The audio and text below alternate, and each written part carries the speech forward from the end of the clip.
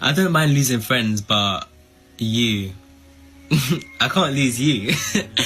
You know too much. So it's either friendship or death.